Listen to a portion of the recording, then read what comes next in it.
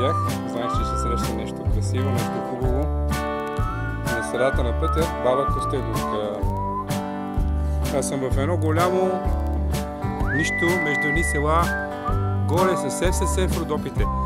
Далече от пътя от туристическите маршрути, Добринци, Генерал, не знам какво си. Тя явно не е голяма. Хайде, бабо Костеловка, върви си по пъти. Радвам се, че те видях в красивите Родопи. Хайде бе, пиленце, тръгвай. Явно е някакво детенце това. Ще го преместя в средата на пътя. Хайде бе, мърди. Добре, ще се мръдна назад, за да се